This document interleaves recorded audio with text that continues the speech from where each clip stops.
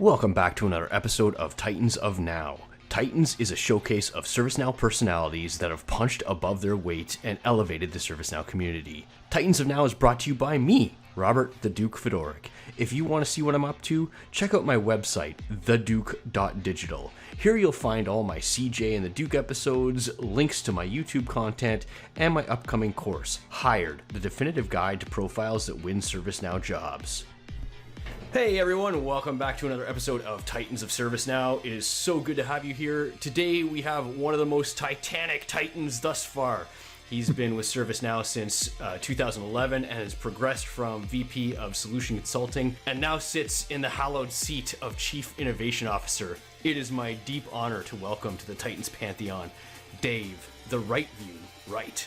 Dave, welcome to the show. Hey Rob, thanks for giving me the opportunity. Really looking forward to The this. opportunity is mine, man. I'm hoping I don't screw this up, but it's so good to have you here, man. The protocol is we always start at the start. So if you could, some people may have heard the story, but if you could just briefly tell us how it is you arrived at ServiceNow.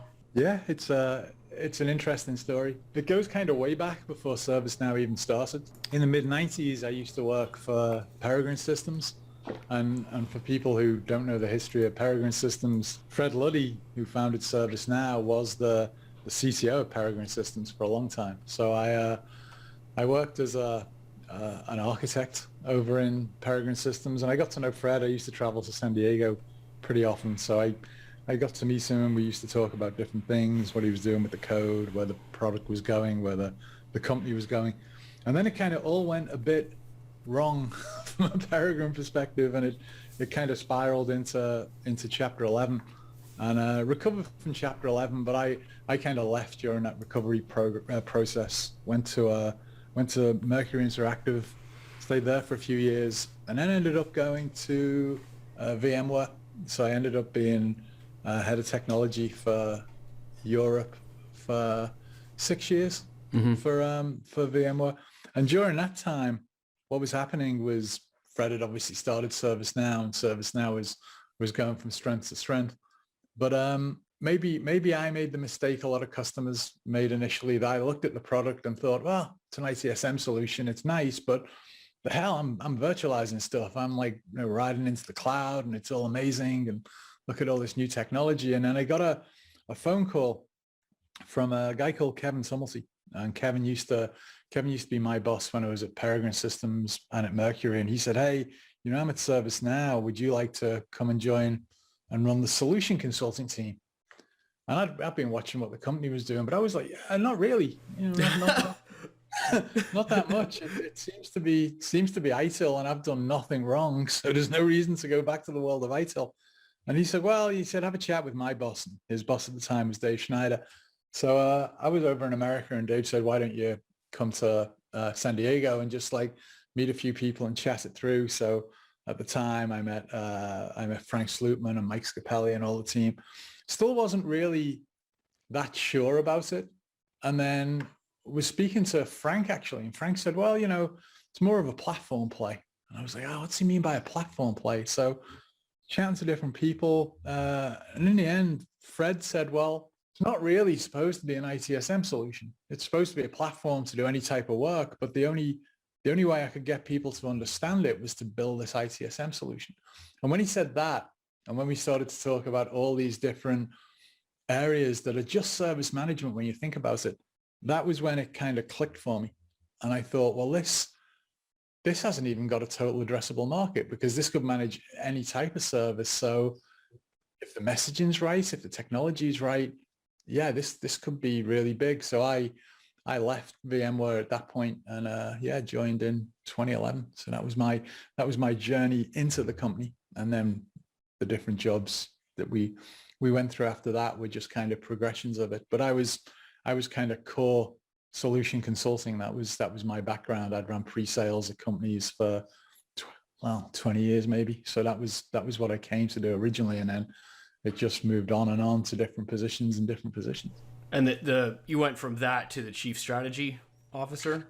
Yeah, so that was just a conversation with Frank one day where I've been doing more and more meetings where I was kind of the glue that connected corporate to customer maybe. So I'd kind of see what was happening on the solution consulting side.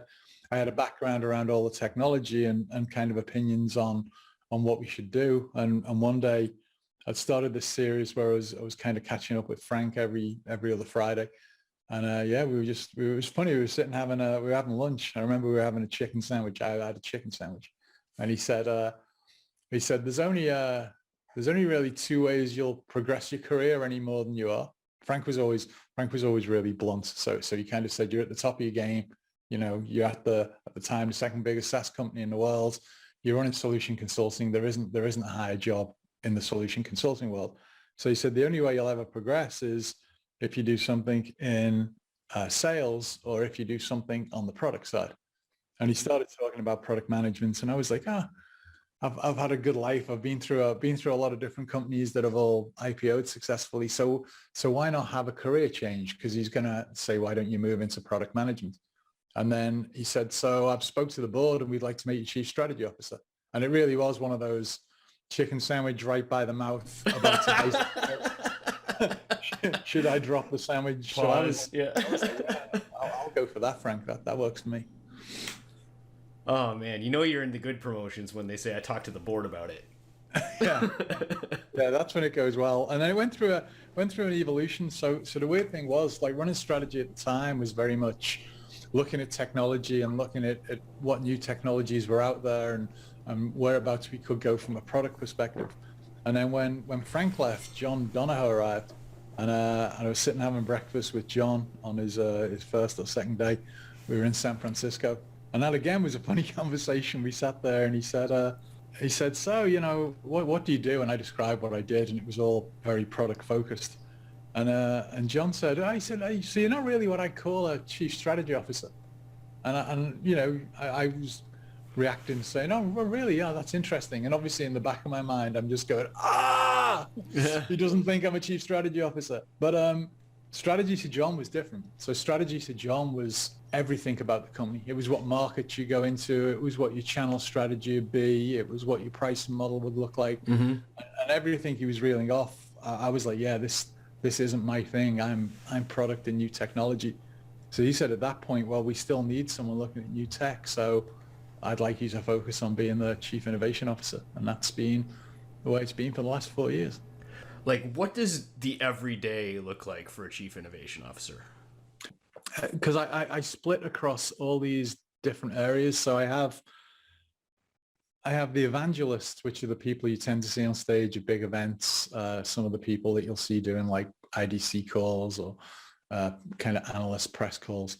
So I have the analysts. I have advocacy, which is the people that work with customers around the reference cases we produce. They work with them around videos, around all the customers you see on stage at Knowledge. They're kind of all coordinated through that. And then I have the exec briefing team as well, which organizes all the exec briefings and the content that goes into them. So it's kind of a real mix.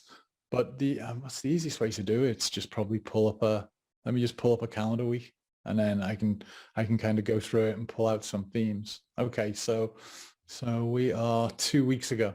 So if I look at a week for me, it starts off with, in this case, there was some just internal meetings so I met with marketing operations to understand what was happening on the positioning. I met with strategic tech alliances because we were getting ready for this Solonis announcement, and I wanted to understand that a bit more.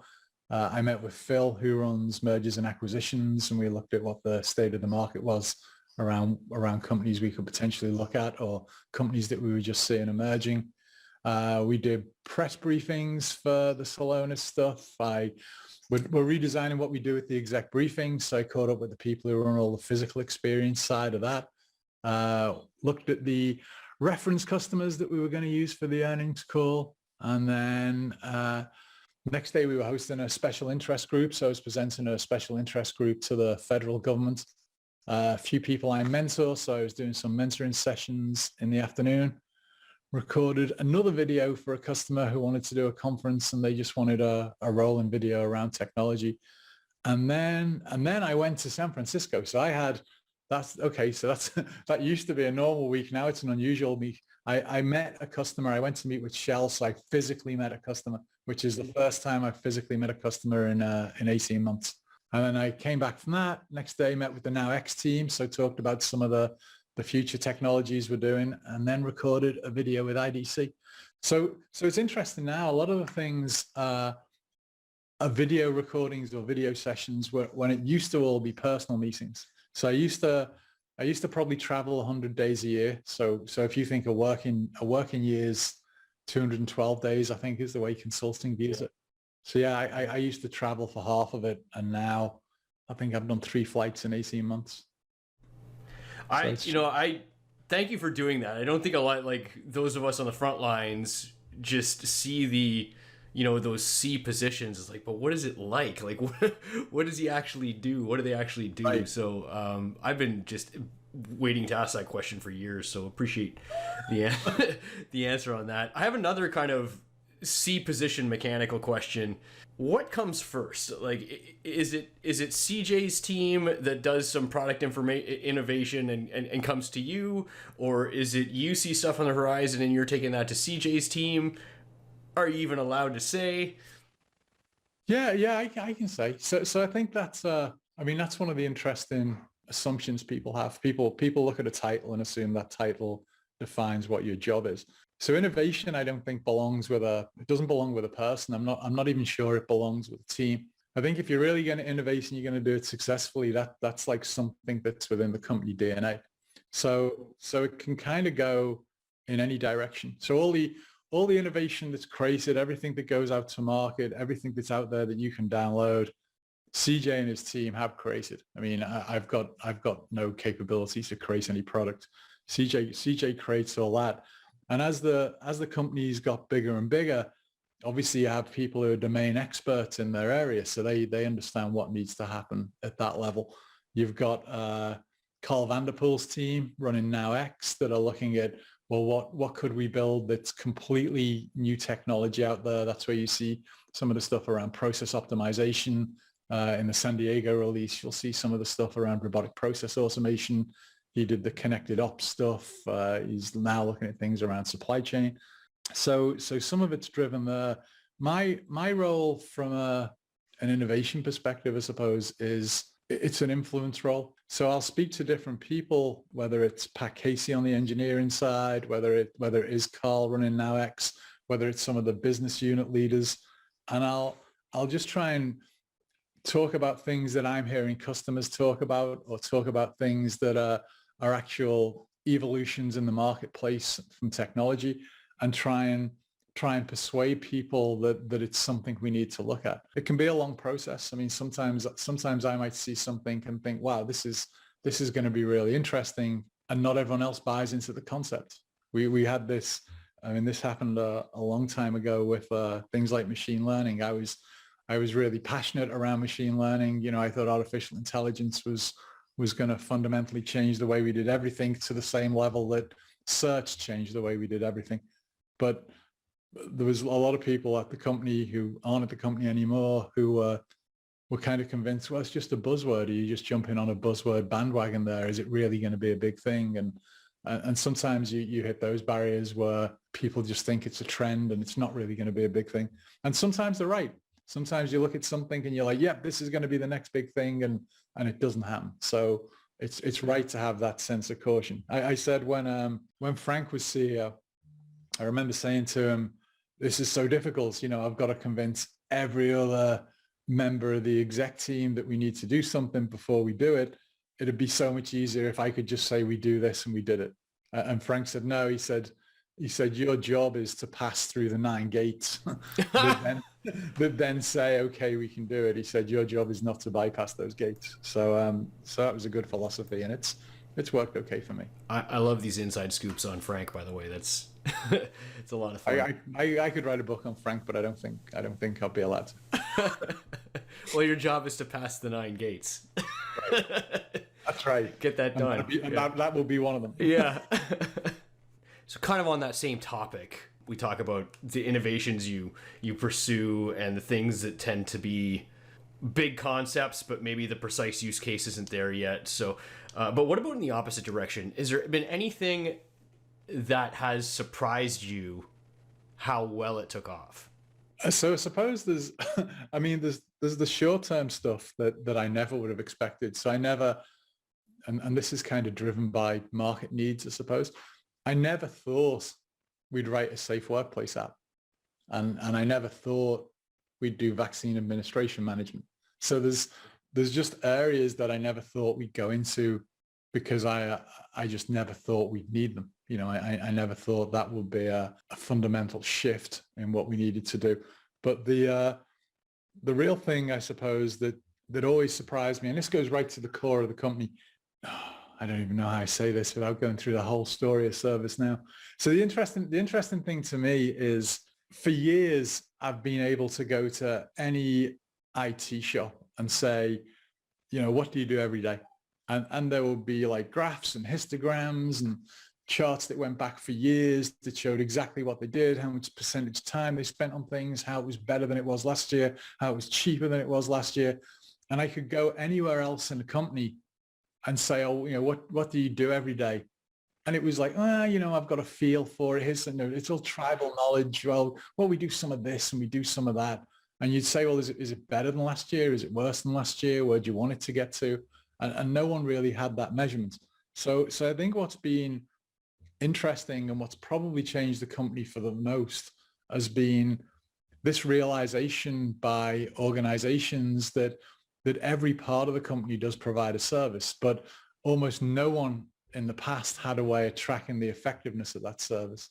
So when we started to go into these different workflows, I think that's what really, if you wanted to know what changed the share price the most, it was that realization that IT had actually spent 20 years trying to get things right, trying to understand the metrics of how it performed, trying to improve how it performed. And you don't have to take everything that IT does, but just that concept of having a piece of work that you're going to assign to someone to do, that you're going to track, that fundamentally changed the way a lot of people thought about work. And I think that vision of going down these different routes with different workflows probably shifted the company the most. Although ironically, although I'm saying it's a shift, all it was really doing was bringing Fred's vision to life, because that's what he always wanted the platform to be anyway. It was like the day one thing, the second I put my hands on it, and like it had taken us 6 months to replace Magic Total Service Desk with HP Service Desk. And when we got ServiceNow, I mean, we literally deployed it in like 4 or 5 weeks, 6 weeks at a stretch. But like right on the tail of that, we were so desperate to find something else to do so we didn't look like, you know, the project plan said 6 months, just like just like HP. Like, we don't want to look like fools here, so let's throw something in there. Let's increase the scope and get the time right, because this money was allotted. And so they had this manager who was in charge of figuring out, we called it IMAC, install, move, add, change. Okay, yeah. But he was like a super analytical dude, and so he just disappeared for a couple months, kind of while we were setting up ServiceNow. And he came out the other side of that with this giant Excel sheet about, here's everything, everybody, every office in the entire world, how they onboard a full-time employee and a freelancer and this and that, right down to like, how do these people get the building cards? Do they work at a building or not? What software do they need and when? And is that handled globally or locally? And just more Excel sheets than you can imagine one process ever holding. And I'm like, let's try putting that in an order guide. And it was like the ground shifted like violently underneath us, because all of a sudden we're talking to these teams. They're like, how do you handle this globally? Well, we wait for the emails come in. Sometimes we have to get them translated, because just the whole operation was over email. And, you know, you get a freelancer, you're trying to get them in, you hire them on a Tuesday, they're coming in next Tuesday, and they're gone on Thursday. Right. Everybody else is treating that like a full-time employee and is going through the same process. So there'll be like 2 months after we needed the freelancer, they're all like done and gone, and the transaction happened underneath the. But like when I say that the ground shifted violently, it was like all of a sudden the whole organization is like, how come you guys do this so well? Right. And IT, poor IT at the time, this is like 13 years ago, they're like, what do you mean, master? What do you mean we do things well? they're expecting the whip and they got praise.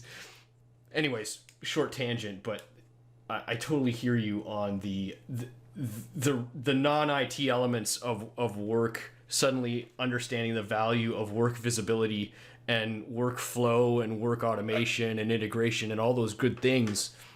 It's miraculous. It's, I've never seen or heard of another tool that allows us to make that big a difference.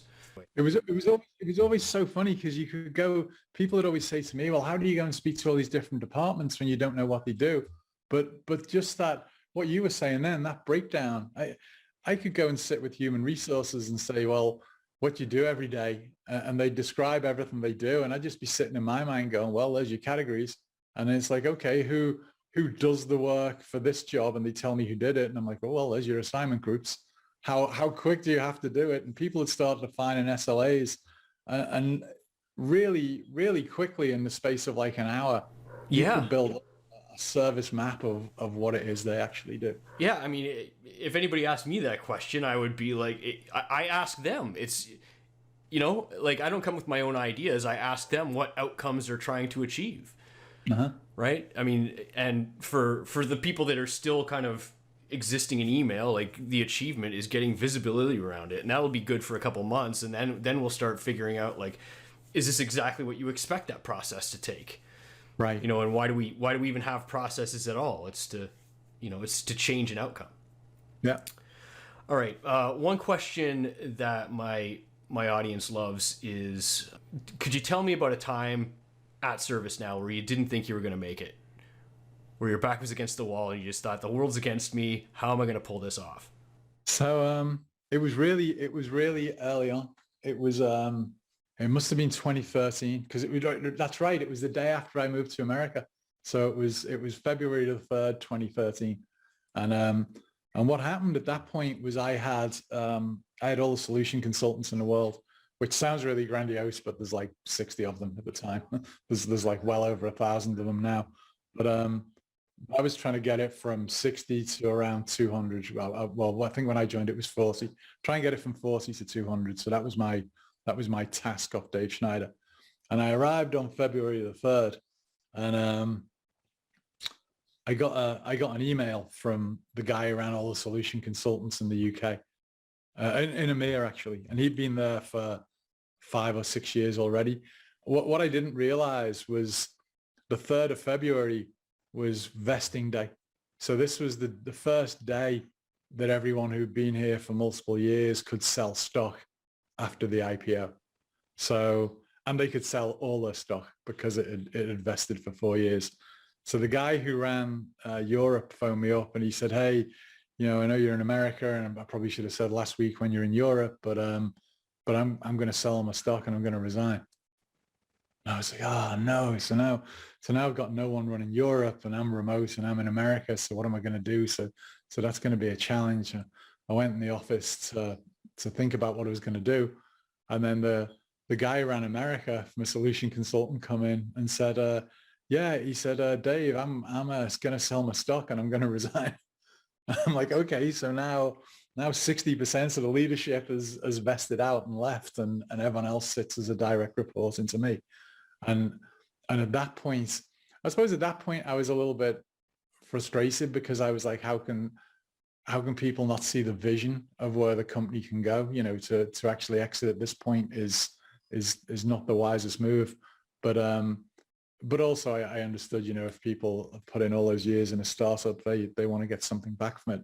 But yeah, all of a sudden I went from a highly structured management team to having 60 direct reports that all came through to me that I knew I then had to build a management structure around and try and build something out that was sustainable. And I thought, since my main task was to grow the team, I thought this is going to be impossible. I'm going to fail this year because I'm going to be so focused on building a management team. I'm not going to have time to recruit all the heads that I need. But luckily there was a load of people that stepped up that were already in the company that had management experience that helped out. And over that next 6 months, we built out a management team to stabilize it. But yeah, that first day in America when I had all the buzz of being in America was kind of undercut a little bit when most of the management team resigned on the same day. And it was interesting. That was my, again, being English and not being an American, not being American at the time, or understanding the way it worked in America. The guy who ran the US came to me and he said, "Yeah, so I'm gonna resign." And I was like, "Wow, well, it's okay. So what's your notice period, and when do you plan on leaving?" And I didn't understand Californian employment laws, so he just rolled his sleeve up and looked at his watch and he went, "In about 2 hours." I was like, "You can't do that. You can't do it." I phoned up HR. They said, yeah, you can do that." So that was an interesting insight into right to work employment law, and also an interesting insight into how you deal with employees when they've been there right from the start. How do you keep that motivation going to keep them wanting to be there? It's funny you mentioned that. I just learned that lesson the hard way this week as well. On occasion, I help organizations find ServiceNow talent, and I have this resource. She's actually got a doctorate degree in cybersecurity. She's awesome, and this company was curious about her, and they asked me. They're like, "Well, what's her notice period?" I'm like, "Her what?"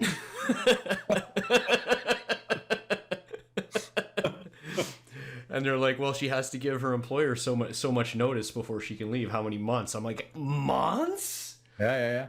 Wow. So that was an eye opener. Yeah, different in different countries. Yeah. Weird. Yeah. Europe, everyone's got their own rules. Yeah, I feel blessed for where I am. All right, here's another question in the same kind of vein, but because you weren't always at ServiceNow, and you've done a lot of interesting things. I got from another podcast that you didn't take the college route either, right? You kind of took the school of hard knocks route. And I'm wondering if there is any kind of profound life or work experience that has been a foundation of your work at ServiceNow. Wow, that's a tough one.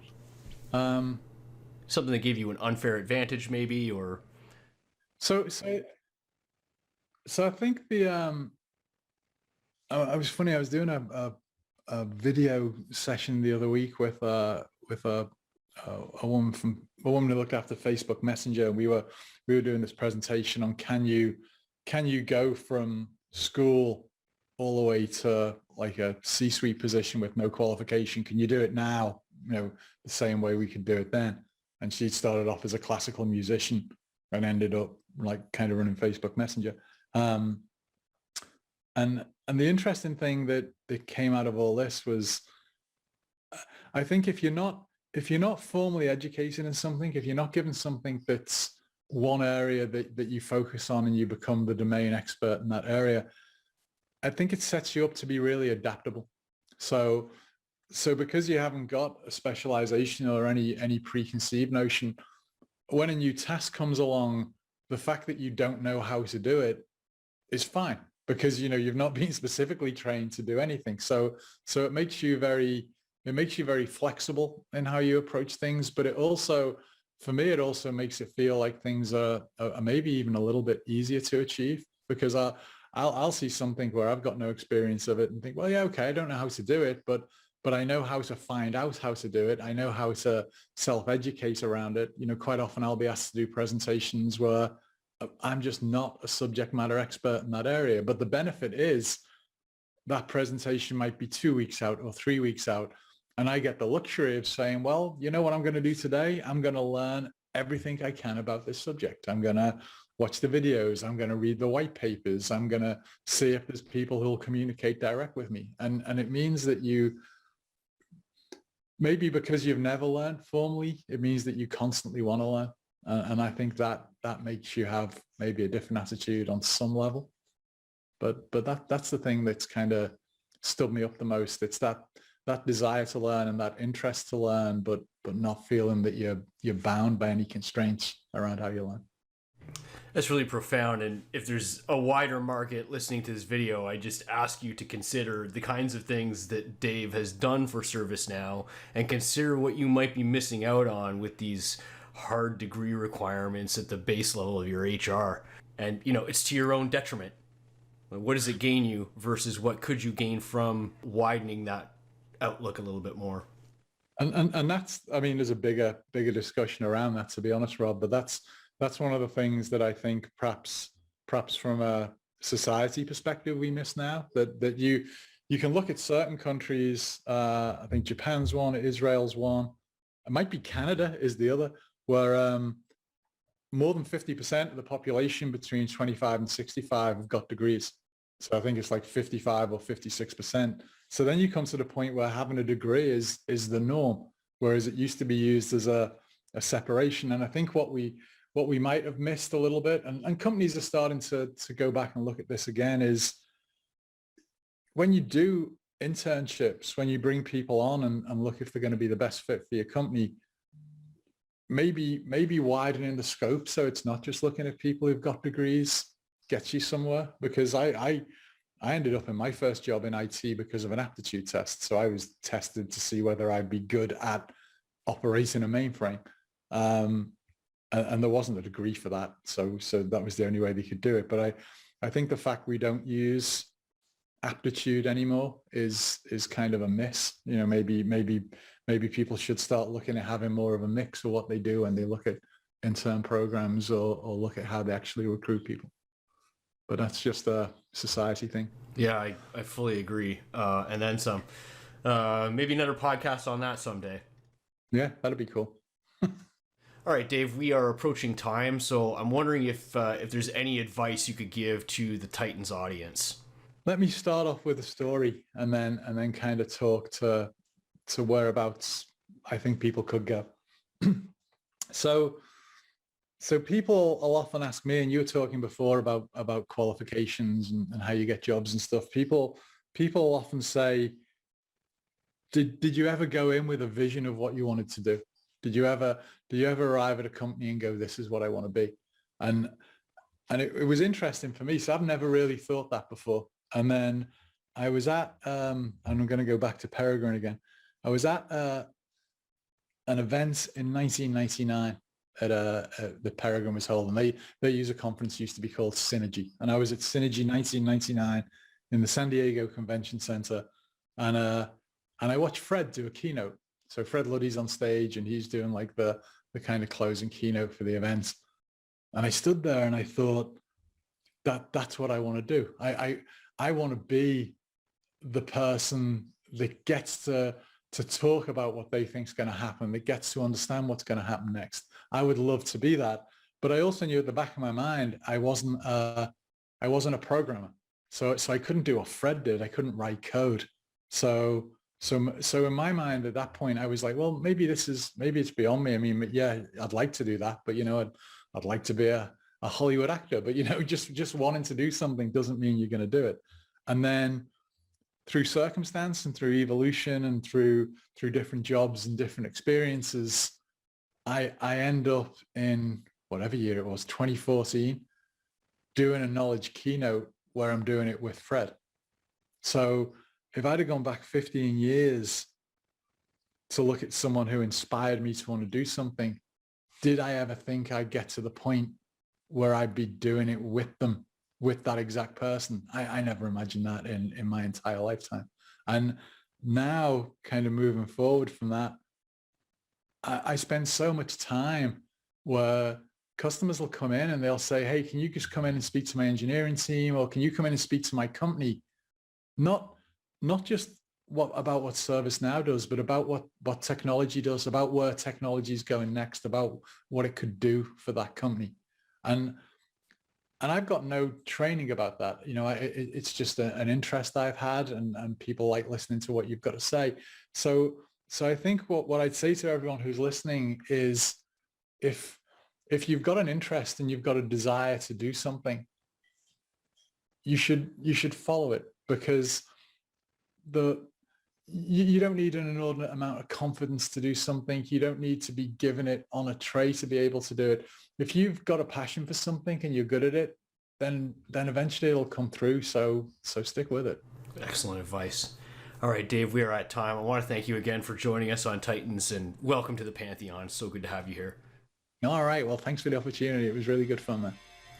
Do you want your message in front of the best ServiceNow admins, developers, architects, and product owners in the business? Want a conversation about your ServiceNow strategy and architecture? You can reach me via my website at www.theduke.digital. If you want to contribute to high-frequency, high-quality ServiceNow content, all you need to do is feed the algorithm with likes, shares, and comments. Thanks for watching.